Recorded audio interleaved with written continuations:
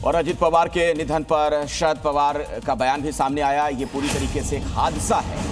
तो उन्होंने भी कहा कि इसमें कोई राजनीति ना की जाए। ये महाराष्ट्र के लिए बहुत बड़ा झटका है। काबिल लीडर हमने खो दिया है, ये कहना है शरद पवार का। तो इस नुकसान की भरपाई नहीं हो सकेगी, ये बात भी शरद पवार ने कही है। वो एयरपोर्ट पर वहां पहुंचे भी थे हादसे वाली जगह को देखने के लिए।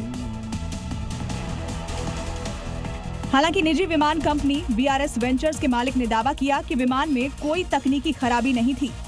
अजित पवार की विमान हादसे में मौत को राजनीतिक साजिश से जोड़ने वाले बंगाल की मुख्यमंत्री ममता बनर्जी के बयान पर फडणवीस ने ममता बनर्जी पर किसी की मौत को राजनीति के लिए इस्तेमाल करने का आरोप लगाते हुए उनके बयान को दुर्भाग्यपूर्ण और निंदनीय बताया।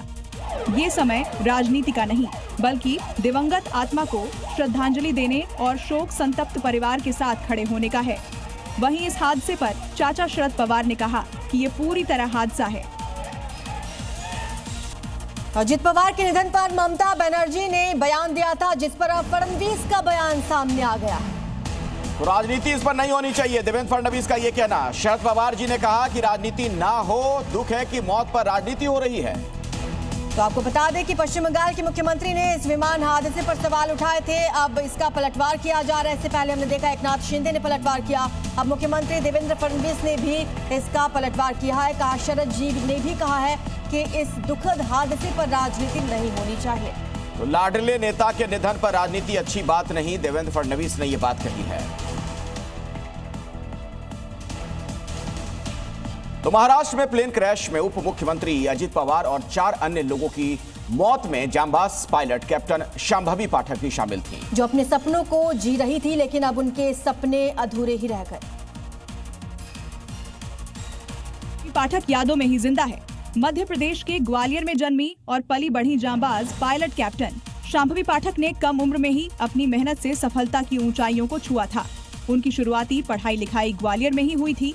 एयरफोर्स कॉलोनी में बचपन बिताने वाली शांभवी एयरफोर्स स्कूल से पढ़ाई और बाद में चार्टर्ड पायलट बनकर उन्होंने न केवल अपने सपनों को उड़ान दी, बल्कि अपने परिवार और शहर का नाम रोशन किया।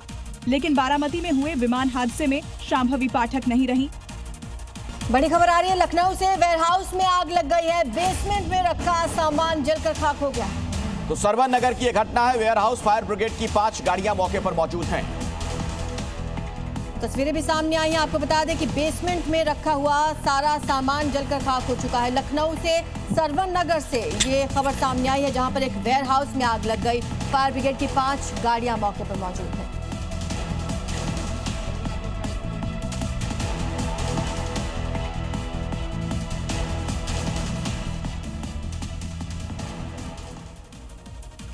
गुड मॉर्निंग, आप देख रहे हैं जी न्यूज और मॉर्निंग जी में खबरों के सफर को आगे बढ़ाते हैं। मैं निधि चतुर्वेदी आपके साथ। नमस्कार, आपके साथ मैं हूं आयुष सूर्यवंशी। बड़ी खबर, अजित पवार का आज अंतिम संस्कार होगा और बारामती पार्थिव शरीर पहुंच चुका है।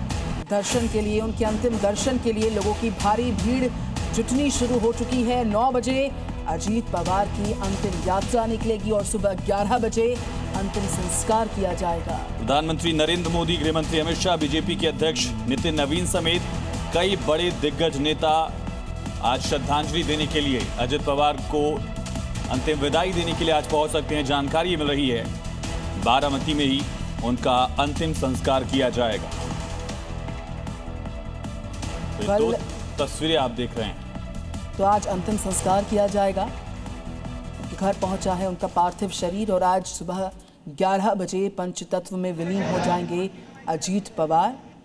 कल उनका आकस्मिक निधन विमान हादसे में हो गया था और ये तस्वीरें इस वक्त आपके सामने। उनके अंतिम दर्शन के लिए, उनको श्रद्धा सुमन अर्पित करने के लिए प्रधानमंत्री नरेंद्र मोदी की भी जानकारी आ रही है कि वो भी पहुंचेंगे बारामती। और साथ ही साथ खबर है कि गृह मंत्री अमित शाह और बीजेपी के राष्ट्रीय अध्यक्ष भी आज पहुंचेंगे, तो पहुंच सकते हैं, ऐसी जानकारियां सामने आ रही हैं।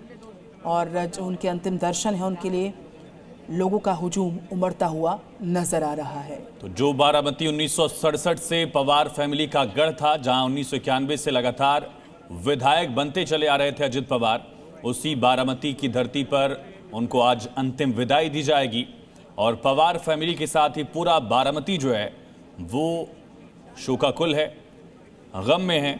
और 11 बजे अंतिम संस्कार किया जाएगा अजित पवार का 9 बजे से ही तमाम लोगों के पहुंचने का सिलसिला आप देख पाएंगे। तो 2 तस्वीरें आप देख रहे हैं, पार्थिव शरीर उनके घर पर पहुंचाया गया।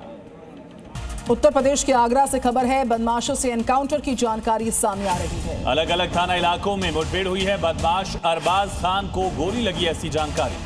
हत्याकांड का जो मुख्य आरोपी अरबाज है, 2 अन्य बदमाशों के पांव में गोली लगी है।